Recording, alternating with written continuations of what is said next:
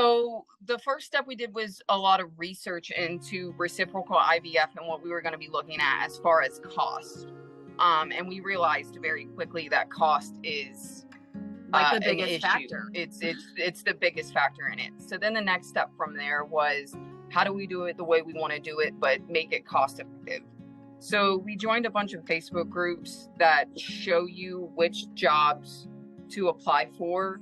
So like Amazon is who I ended up going through and getting a job through. And they offer amazing fertility benefits, adoption benefits, and they basically covered all of it. The majority of it.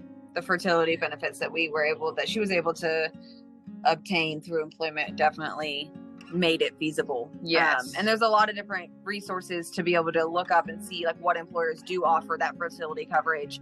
Unfortunately, with our healthcare system, there's not a lot of people who do offer it. So you're really looking for those private companies who actually offer those really good benefits. I just want I want everybody to know, like, you can do it. There are resources, there are help, and everybody makes it seem like it's impossible for our community, and it's not. Just don't be afraid. I feel like that's what stops us, because after we went to our first appointment back February 1st last year, I was devastated. Like 30% chance that it was even going to take. On top of my egg count, I barely had any eggs, and they didn't even think they were going to be able to retrieve anything from me. So it's a stressful journey, but you have the right partner and it makes it worth it. Did you use a donor or like?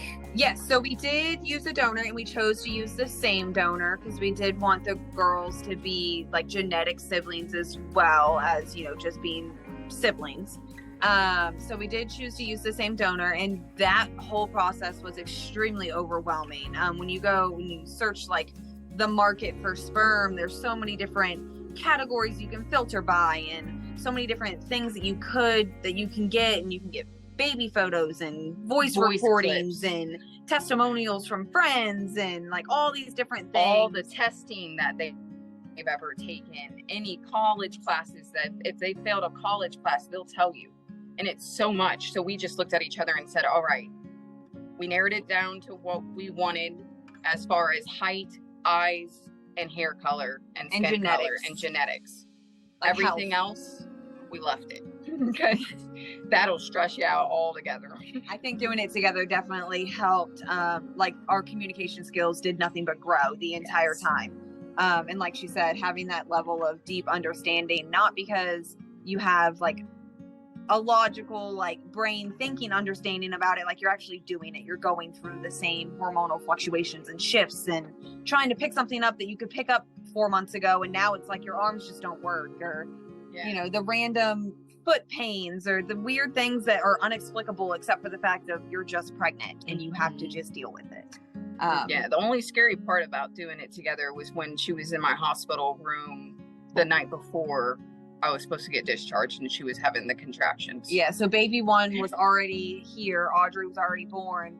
We're in last night in the hospital for Faith. She's getting discharged the next morning, and I start contracting, thinking I'm about to go into full-blown labor. We had our night nurse stressed out, but luckily we did get into the next day. We got 20 minutes at home, and we're right back at it. Turn back around, we're right back at the hospital.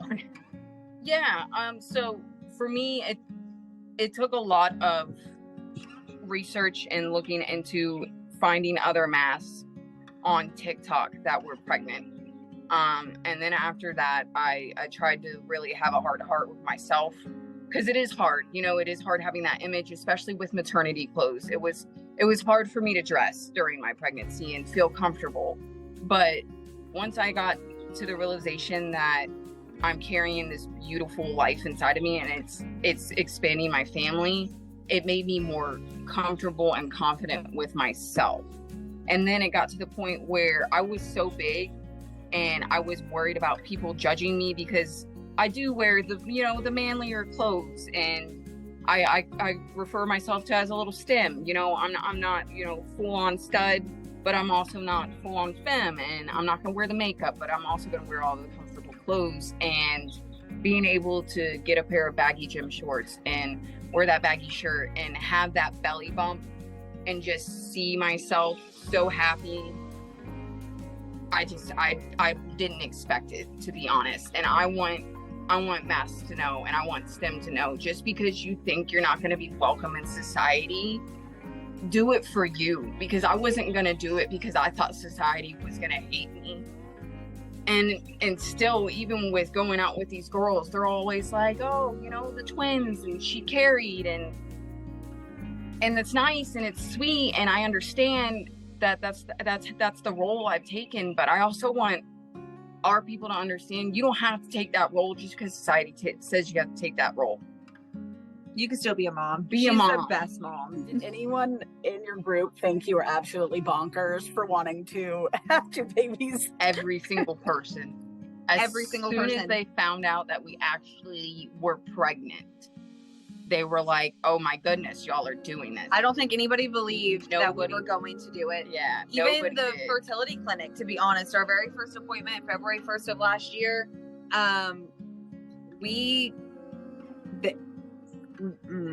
So Firm is amazing. We loved everybody at Firm. Yep. Fantastic. Patty was the person that ended up taking over control of our IVF journey. And if that wouldn't have happened, we probably would have had to leave Firm. There was a nurse there, I'm not going to mention names or anything, that just wasn't supporting us and wasn't supporting who we were and how we were doing it, and looked at us and basically said we were children. And then that next visit, we ended up getting Patty, and Patty kind of looked at us and she hit us with the real, like, if you had the conversation of if one of you takes, if one of you doesn't, if you miscarry, if all the negative. And she broke it down and she was realistic about it versus being petty and spiteful. And I guess, I don't know about petty and spiteful. I think that there's just a fine line between realistic possibilities and negative outlooks. yes. So unfortunately, after our very first visit with the very first nurse coordinator, we were not very thrilled with the interactions we had. But luckily we did end up switching our care over to a different nurse coordinator, and had no issues, not even anything worth mentioning. Everybody at Firm was amazing. How amazing they were. Dr. Erb was incredible. Beyond supportive. And then we actually took the girls in there after they were born, and they all just cooed and loved all over them. It was adorable. They're both woken up. They're hanging out. They're in some bomb pops today. We're patriotic today. Yeah. So cute. Such cute. I don't know. Funny story. For pregnancy? I don't know. There's so many funny things. I don't know. There was just one trip where we went all the way down to Universal. We did try to take a Universal trip. We were Universal pass holders this past year. We let our passes expire because the chicks are so tiny. But we did try to take one last trip while we were pregnant. And that was a joke in itself. We got there. We parked our car in valet. We got into the park. I think we walked around once, didn't even do anything, went right back to the car and drove home because we were just so tired. So tired. Nobody tells you about the exhaustion, I feel like. The different kind of tired, for sure. Anybody were to ask, like, oh, are the girls twins? How do you respond?